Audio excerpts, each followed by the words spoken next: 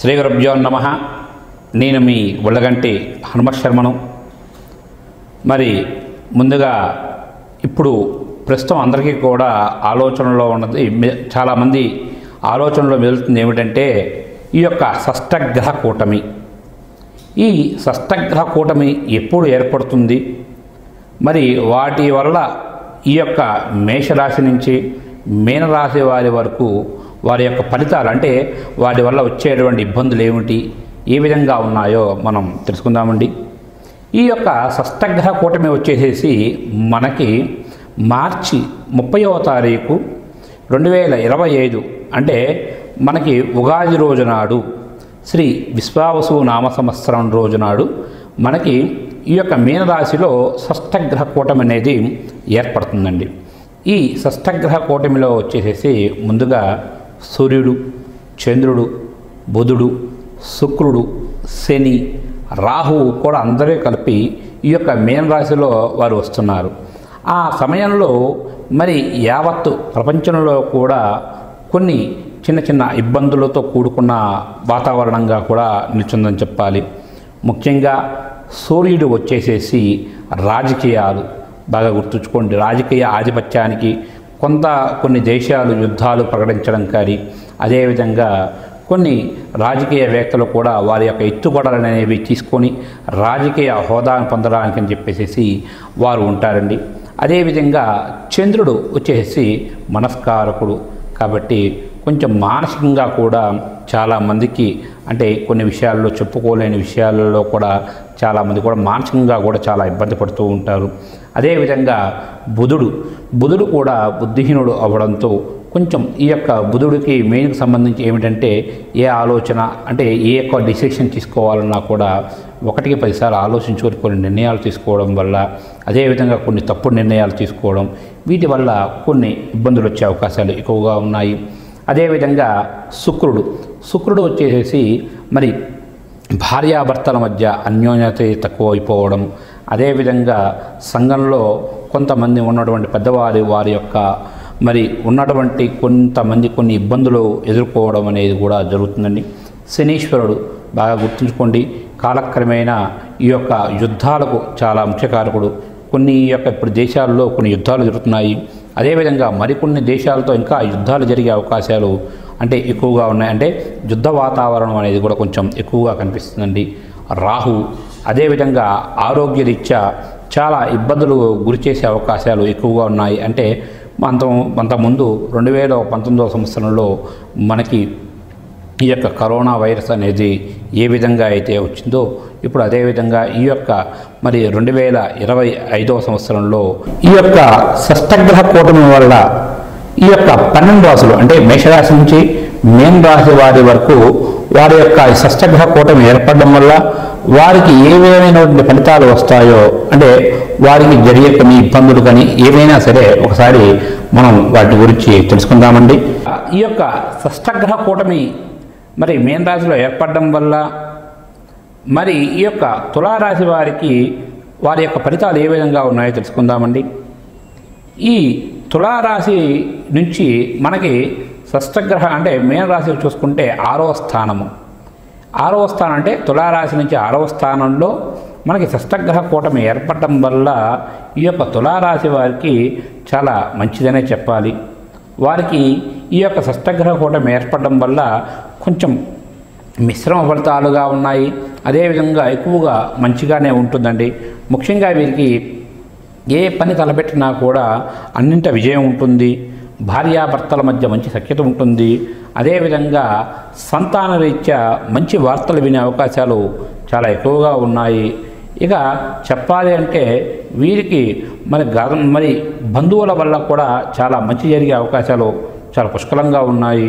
ఏ పని తలపెట్టినా కూడా ఎటువంటి ఆటంకాలు లేకుండా కూడా వీరికి చాలా తొందరగా వారు అనుకున్న పనులు కూడా పూర్తయ్యే అవకాశాలు చాలా నిండుగా కనిపిస్తున్నాయి ఈ యొక్క తులారాశి వారికి. అదేవిధంగా తులారాశి వారికి కొంచెం ఆరోగ్య విషయంలో అయితే చాలా జాగ్రత్తలు తీసుకోవాలి. ఎక్కువగా వీరు ఆరోగ్యరీత్యా మరి హాస్పిటల్కి వెళ్ళడం, అధిక ఖర్చు కూడా కనిపిస్తుంది ఈ యొక్క షష్టగ్రహ కూటమి ఏర్పడడం వల్ల ఈ యొక్క తులారాశి వారికి.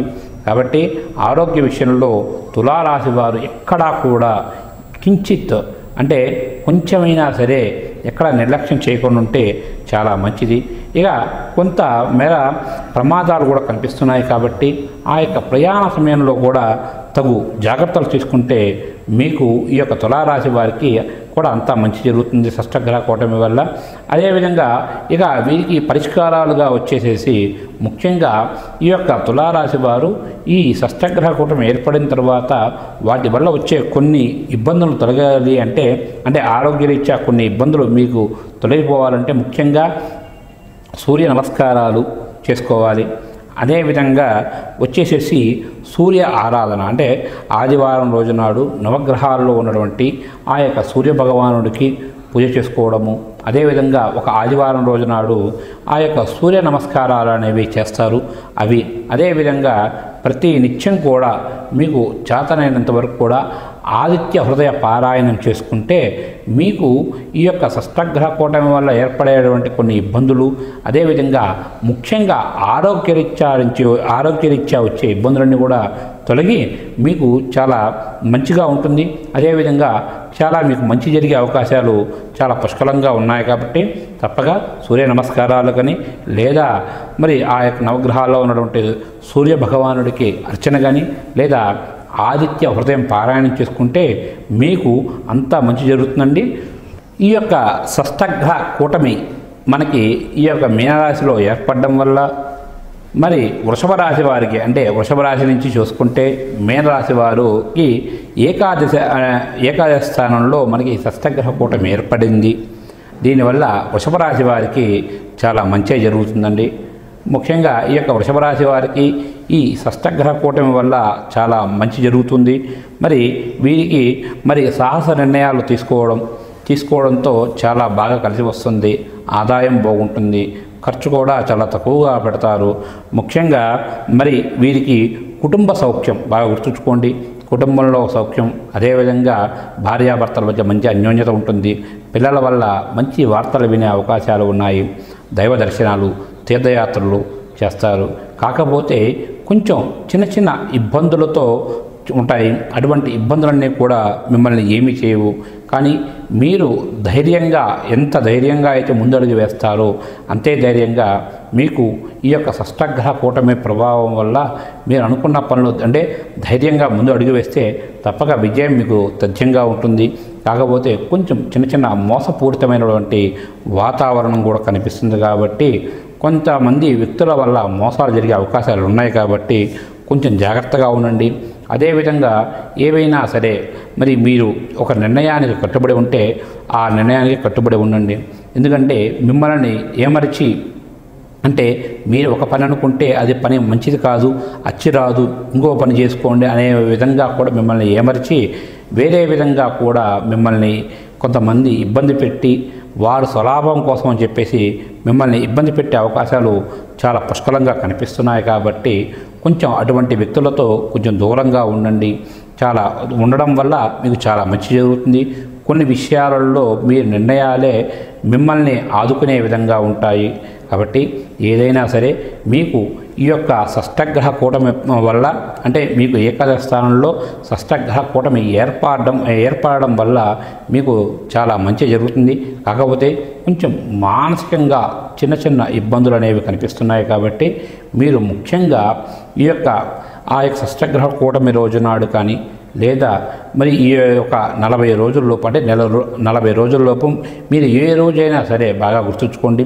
శివాలయానికి వెళ్ళేసేసి ఆ శివాలయంలో శివుడికి అభిషేకం కానీ లేదా గృహంలో ఈ యొక్క శివుడికి మరి మహాన్యాసపూర్వక ఏకాదశి రుద్రాభిషేకం కానీ లేదా రుద్రహోమం కానీ చేసుకుంటే కొంత మానసికమైనటువంటి కొన్ని ఇబ్బందులు తొలగి అదేవిధంగా కొంతమంది వల్ల మీకు వచ్చేటువంటి ఆర్థిక నష్టాలు మిమ్మల్ని మోసం చేసేవారు కానీ ఇంకోటి కానీ ఉంటే వారందరి వల్ల కూడా మీకు వచ్చేటువంటి ఇబ్బందులన్నీ కూడా తొలగిపోయే అవకాశాలు చాలా పుష్కలంగా ఉన్నాయి. కాబట్టి తప్పక మీరు ఇంట్లో కానీ లేదా ఇంట్లో అయితే ఆ యొక్క స్వామివారికి శివుడికి అభిషేకము మహాన్యాసపూర్వ ఏకాదశి రుద్రాభిషేకము లేదా అదే ఆలయంలో అయితే ఆ యొక్క శివుడికి వచ్చేసేసి రుద్రాభిషేకం చేసుకుంటే మీకు అంతా మంచి జరుగుతుంది.